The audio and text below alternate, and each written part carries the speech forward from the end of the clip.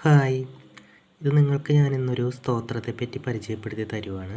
ഇത് പരിചയപ്പെടുത്തേണ്ട ആവശ്യമൊന്നുമില്ല, നിങ്ങൾക്ക് ഇതിനെപ്പറ്റി അറിയാൻ പറ്റും. കാരണം ഇത് ശിവപഞ്ചാക്ഷരി സ്തോത്രമാണ്.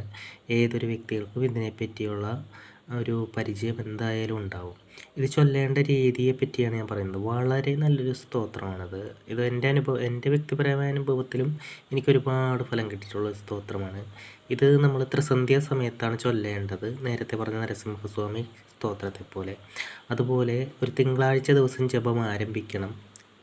അതുപോലെ ഒരു 5 തവണയെങ്കിലും കുറഞ്ഞത് ചൊല്ലണം.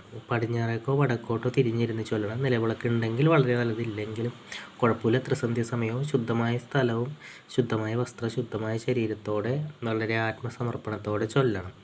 ആദ്യം കുലദേവതകളെയും ഗണപതിയെയും നന്നായിട്ട് പ്രാർത്ഥിച്ച് സ്മരിച്ച ശേഷം ദേവീസമേതനായ മഹാദേവനെ ധ്യാനിക്കണം. അതായത് പാർവതീ ദേവിയോട് കൂടെയുള്ള മഹാദേവനെ ധ്യാനിച്ചിട്ട് വേണം ചൊല്ലാനായിട്ട്. ഇതിൻ്റെ ഫലം എന്താണെന്ന് വെച്ച് കഴിഞ്ഞാൽ ഏറ്റവും പ്രധാനമായിട്ട് പറയുന്നത് ശാന്തി, സമാധാനം ഇവ നമ്മുടെ മനസ്സിലും നമ്മുടെ കുടുംബത്തിലും ഉണ്ടാവും. അതേപോലെ നമ്മുടെ കുടുംബത്തിൽ ഐശ്വര്യം ഉണ്ടാവും. ദാരിദ്ര്യ ദുഃഖങ്ങളോ മറ്റ് ദോഷങ്ങളോ ആപത്തുകളെല്ലാം അകന്ന് കുടുംബത്തിലൊരു ഐശ്വര്യം ഉണ്ടാവാനായിട്ട് വളരെ നല്ലതാണ്. നമ്മൾ ആഗ്രഹിക്കുന്ന കാര്യങ്ങളൊക്കെ നടക്കാൻ വളരെ പെട്ടെന്ന് തന്നെ മഹാദേവൻ ക്ഷിപ്രപ്രസാദിയാണ്. അതുപോലെ ശിവപ്രീതികൾ നമ്മുടെ ആഗ്രഹങ്ങളൊക്കെ പെട്ടെന്ന് നടക്കാനായിട്ട് വളരെ നല്ലതാണ്. അതുപോലെ വിദ്യാർത്ഥികൾക്ക് വളരെ നല്ലതാണ്. വിദ്യയിൽ ഉയർച്ചയുണ്ടാവാനായിട്ട് വളരെ നല്ലതാണ് ശിവപഞ്ചാക്ഷരി സ്തോത്രം.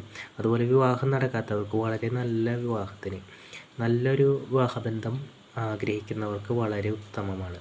അതേപോലെ ദാമ്പത്യ വിജയം ഉണ്ടാവാൻ ഏറ്റവും ഉത്തമമാണ്. അതായത് ദാമ്പത്യത്തിൽ ശ്രേയസ്സും കലഹങ്ങളൊക്കെ ഉണ്ടെങ്കിൽ അതൊക്കെ മാറാനും, അതേപോലെ ജാതകത്തിൽ ദാമ്പത്യ ദുഃഖം പറയുന്നവരുമൊക്കെ വളരെ നല്ലതാണ്. വിവാഹ തടസ്സം പറയുന്നവർക്കും വളരെ ഉത്തമമാണ്.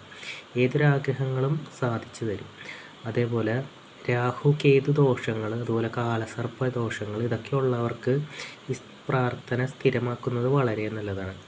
അതേപോലെ തന്നെ സൂര്യൻ, ശനി, ചന്ദ്രൻ, രാഹു ഇതുപോലുള്ള ദോഷങ്ങളൊക്കെ മാറാൻ നന്മ വരാനായിട്ട് വളരെ നല്ലതാണ്. ഈ പറഞ്ഞ ഗ്രഹങ്ങളുടെ അതായത് സൂര്യൻ, ചന്ദ്രൻ, ശനി, രാഹു മുതലായ ഗ്രഹങ്ങളുടെ ദശ, അപഹാരം എന്നിവയുള്ളവരൊക്കെ ഇത് ചൊല്ലുന്നത് വളരെ ഉത്തമമാണ്. എന്തെങ്കിലും ആഗ്രഹങ്ങൾ സാധിച്ചിട്ട് നടക്കാത്തവരുണ്ടെങ്കിൽ ഒരു ഈശ്വരാധീനത്തിന് വേണ്ടി ചൊല്ലുന്നത് വളരെ നല്ലതാണ്. നമ്മുടെ പ്രശ്നങ്ങൾക്കൊക്കെ പരിഹാരം കിട്ടുവാനും ഒക്കെ വളരെ നല്ലതാണ്. ഒരു ശിവപ്രീതി ഉണ്ടെങ്കിൽ തന്നെ നമുക്ക് വളരെ ഒരു ഉത്തമമായിട്ടുള്ളൊരു കാര്യമാണ് ശിവപ്രീതി ഉണ്ടാവുക. നമ്മുടെ പാപങ്ങൾ അകന്ന് നമ്മൾ ജീവിതാവസാനം മഹാദേവൻ്റെ ചരണങ്ങളിൽ ചെല്ലുന്നതിന് വളരെ ഉത്തമമാണ്. അപ്പോൾ നിങ്ങൾ ഇത് ചൊല്ലി